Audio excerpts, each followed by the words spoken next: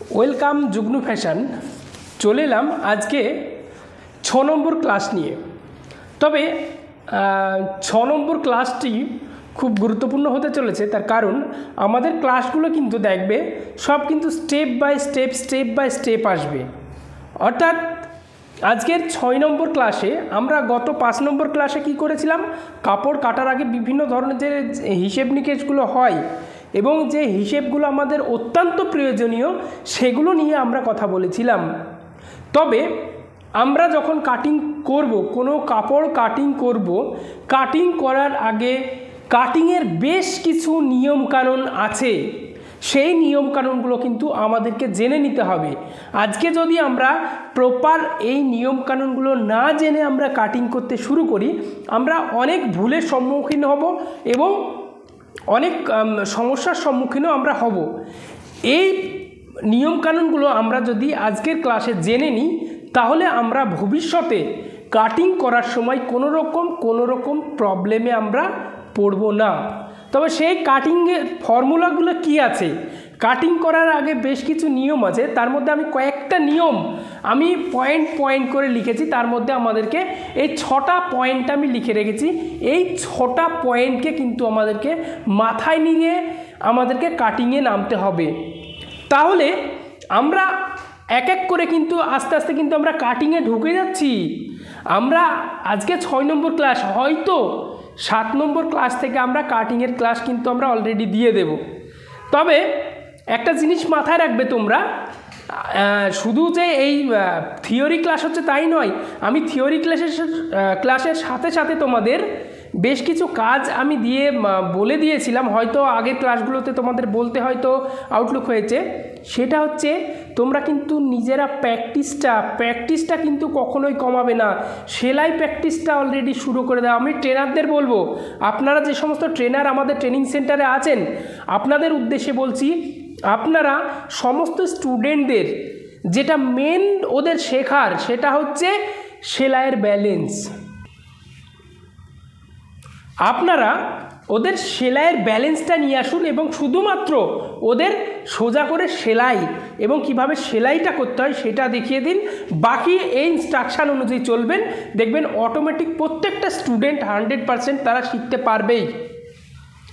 শুধু আমরা এখানে আজ থেকে শুরু করে, মানে আজকে 6 নম্বর ক্লাস, আস্তে আস্তে স্টেপ বাই যেতে যেতে কিন্তু আমরা একদম আধুনিক মডেলের যে পোশাকগুলো কাটিং করতে হয় সেগুলো কিন্তু এই চ্যানেলে কিন্তু পাবে।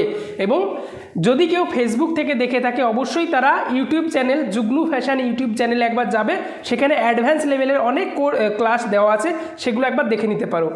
ওকে, তবে যে মূল টপিকে ছিলাম, আমরা সেই টপিকে আসি যে আমরা কাপড় কাটিং করার আগে বেশ কিছু নিয়ম ফলো করব। সেগুলো কি? নাম্বার 1, 1 নম্বরে হচ্ছে আমাদের পরিমাণ। কিসের পরিমাণ?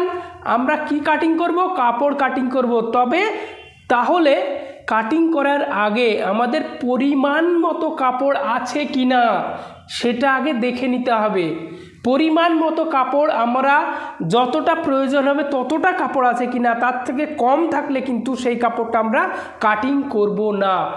কম কাপড় আছে কিনা কিভাবে বুঝবো? আমরা পরবর্তী ক্লাসে যখন প্রত্যেকটা ইন্ডিভিজুয়াল পোশাকের যখন আমরা কাটিং করাবো, প্রত্যেকটা পার্টেই কিন্তু বলে দেব কোন পোশাকের কত মিটার কাপড় লাগবে, কিভাবে কাপড় লাগবে এবং কোন মাপের কতটা কাপড় লাগবে, কিভাবে তোমরা অঙ্ক করে বের করবে, সেগুলো সব দেখিয়ে দেব। দ্বিতীয় হচ্ছে কাপড়ের পাড়ের মুখ। কাপড়ের পাড়ের মুখ থাকে, সবাই নিশ্চয়ই জানো তোমরা। তবে যখন আমরা কাপড় কাটিং করব, ঠিক কাপড়ের পাড়ের মুখটা আমাদের দেখে নিতে হবে। কাপড়ের পাড়ের মুখটা আমাদের যেই দিকে রাখার কথা সেই দিকে আছে কি না, এইটা তোমরা বুঝতে পারবে না এখন। পরবর্তীতে যখন আমি প্র্যাকটিক্যালে কাটিং করাবো, এই পাড়ের মুখটা নিয়ে আমি বলে দেব। পাড়ের মুখটা কেন বলছি? অনেক ক্ষেত্রে আমার একটা পার্টের প্রয়োজন হয়, তাই তো? যেমন এই যে আমি শার্টটা ব্যবহার করছি, তাই তো? শার্টটা বোতামগুলো খুলে দিলে পুরো এটা কিন্তু ওপেন হয়ে যাবে, কিন্তু আমি যখন টি শার্ট বা গেঞ্জি ব্যবহার করব তখন এটা কিন্তু আর ওপেন হবে না, এটা খোলা থাকবে। তাহলে এটা কিন্তু একটা পার্ট, পুরোটা টি শার্টের ক্ষেত্রে একটা পার্ট হবে, কিন্তু শার্টের ক্ষেত্রে আমার দুটো পার্ট হচ্ছে। টি শার্টের ক্ষেত্রে পাড়ের মুখ হবে উল্টো দিকে, শার্টের ক্ষেত্রে পাড়ের মুখ হবে নিজের দিকে। যখন নিজের দিকে হবে তখন তো দুটো টুকরো হবে, আর যখন উল্টো দিকে হবে তখন একটা টুকরো হবে। এগুলো কাটিং করার সময় এগুলো বুঝতে পারবে। তাহলে আমাদেরকে কাপড়ের পাড়ের মুখটা দেখে নিতে হবে। ওকে, 3 নম্বর পার্টের হিসেব। আমাদের কত পার্ট আমরা যখন কাটিং করব তখন দেখবে আমি এই কথাগুলো ব্যবহার করব যে 2 ভাঁজ 4 পার্ট, 1 ভাঁজ 2 পার্ট, এই যে পার্ট কথাগুলো বলবো আমি, এই পার্ট কথাগুলো তোমরা তখন বুঝতে পারবে। হয়তো এর পরবর্তী ক্লাস থেকেই পার্টের হিসেবটা চলে আসবে। অতএব তোমরা এই পার্টের হিসেবটা আগে ক্যালকুলেট করে নেবে। ওকে, আমি এগুলো আগে বোঝাচ্ছি, তার নিশ্চয়ই আমি এর আগের ক্লাসে উদাহরণ দিয়েছি। এই পার্ট বা এইগুলো যেগুলো বলছি এগুলো প্রত্যেকটা স্টেপ কাজে লাগবে। এমন নয় তোমরা যারা এখানে কাজ শিখছো একদম 100% জেনুইন এবং প্রফেশনাল মুডে কিন্তু কাজ শিখছো, এমন কোনো। ওকে, তবে আমাদেরকে কাজ শিখতে গেলে প্রপারভাবে প্রফেশনালিভাবে যদি আমরা কাজ শিখতে চাই তাহলে এই নিয়মগুলো কিন্তু আমাদেরকে ফলো করেই কিন্তু কাজ শিখতে হবে। চলে আসি 4 নম্বরে, কাপড়ের উল্টো সোজা। কি এটা? কাপড়ের উল্টো সোজাটা কি? অনেক ক্ষেত্রে দেখবে কাপড়ের উল্টো দিক সোজা দিক থাকে, তাই তো? সেই ক্ষেত্রে আমাদেরকে দেখে নিতে হবে কাপড়ের উল্টো দিক সোজা দিক। সব সময় এইটা মাথায় রাখবে, আমরা কিন্তু যখনই কাপড় কাটিং করব কাপড়ের কিন্তু আমরা কখনো সোজা দিকে কাপড়ের ড্রয়িং করব না, সব সময় কাপড়ের উল্টো দিকে আমরা ড্রয়িংটা করব।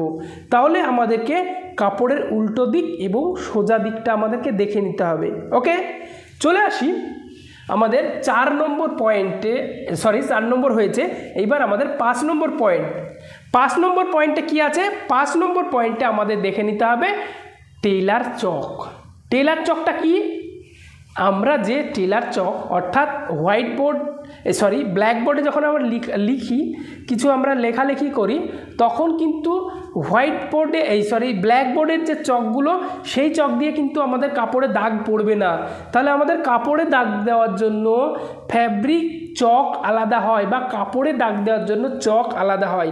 সেগুলো তোমরা টেলারিং টুলস ইকুইপমেন্ট বা র মেটেরিয়ালসের দোকানে পেয়ে যাবে। অতএব আমরা এখানে কি বললাম? টেলার চক রং। তাহলে টেলার চকের রংটা কি? আমরা সাপোজ মনে করো কোনো একটা কাপড়, ধরো আমরা সাদা কাপড় কাটিং করছি, চকের কালার তো সাদাও হয়, তাই তো? এবং আমরা যখন সাদা কাপড়ের উপর সাদা চক দিয়ে ড্রয়িং করব তখন কিন্তু ড্রয়িংটা ভালো দেখতে পাবে না। অতএব কাপড় যে কালার থাকবে সব সময় তার উল্টো কালার বা অন্য কালার, ডিফারেন্ট কালারের চক ব্যবহার করবে। তাহলে তোমরা যে ড্রয়িংটা করবে সেই ড্রয়িংটা প্রপারলি বুঝতে পারবে এবং কাটিং করতে সুবিধা হবে। ওকে, চলে আসি 6 নম্বরে। 6 নম্বরে আমাদের কি আছে? এইটা কিন্তু খুবই গুরুত্বপূর্ণ পয়েন্ট। 6 নম্বরের পয়েন্টটা, 6 নম্বরের পয়েন্টটা আমরা যখন কাটিং করব কাপড়ের বড় বড় অংশ বা বড় বড় পার্ট যেগুলো থাকবে আমরা কিন্তু আগে সেগুলোকে কেটে নেব। ওকে, কেন সেগুলোকে কাটবো? সাপোজ মনে করো আমার এই যে শার্ট, এই শার্টটা আমি কাটিং করেছি, তো এই একটা পার্ট, এই একটা পার্ট, পিছনের এই একটা পার্ট, শোল্ডার একটা পার্ট, হাতা একটা পার্ট, তাই তো? তাহলে আমার সব থেকে বড় পার্ট কোনটা? এই যে সামনের বা পিছনের এই বড় এই অংশগুলো।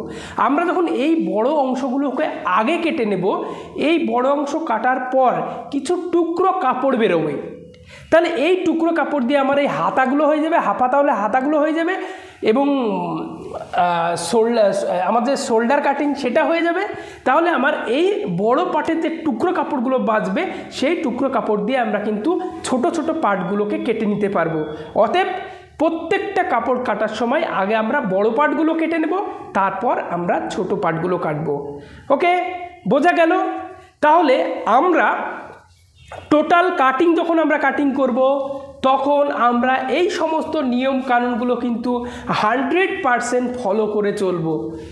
ওকে, তাহলে আজকে আমরা কাপড়ের মানে কাটিং করার যে মূল বিষয় সেগুলো সম্বন্ধে জানলাম। তবে এই যে আজকে তোমরা শিখছো, আমি বারবার প্রত্যেকটা ভিডিওতে একটাই কথা বলি তোমাদের, অন্তত তোমরা যতগুলো ভিডিও পাচ্ছ প্রত্যেকটা ভিডিও অ্যাটলিস্ট শেয়ার করে রাখবে। একটা শেয়ারে, তোমাদের একটা শেয়ারে কিন্তু বিভিন্ন যে সমস্ত আনএমপ্লয়েড বা বেকার ছেলে মেয়ে বা বেকার যুবক যুবতী আছে, কিংবা বাড়িতে যারা সেলাইয়ের কাজ শেখার ইচ্ছা আছে, অ্যাটলিস্ট তাদের কাছে ভিডিওগুলো পৌঁছাবে এবং তাদের কিন্তু উপকারগুলো হবে। অতএব তোমরা এই ভিডিওটা একটু বেশি বেশি করে শেয়ার করে রাখো এবং ভিডিওটি কেমন লাগলো অবশ্যই কমেন্ট করে জানাবে এবং ভিডিওটি ভালো লাগলে অবশ্যই একটা লাইক করবে এবং কাজ সম্পূর্ণ শিখতে চ্যানেলটিকে সাবস্ক্রাইব করে রাখুন এবং ফেসবুক থেকে দেখে থাকলে প্রোফাইলটিকে ফলো করে রাখুন। ওকে, তো যাই হোক, দেখা হবে পরবর্তী ভিডিওতে। কিন্তু পরবর্তী ভিডিওটা খুবই গুরুত্বপূর্ণ ভিডিও আসছে। এই পরবর্তী ভিডিওতে কিন্তু কাটিংয়ের সম্পূর্ণ প্র্যাকটিক্যাল থাকবে, বোর্ডের ড্রয়িংটা দেখাবো। ওকে, তো ততক্ষণ ভালো থাকবে, দেখা হবে পরবর্তী ক্লাসে। Bye bye.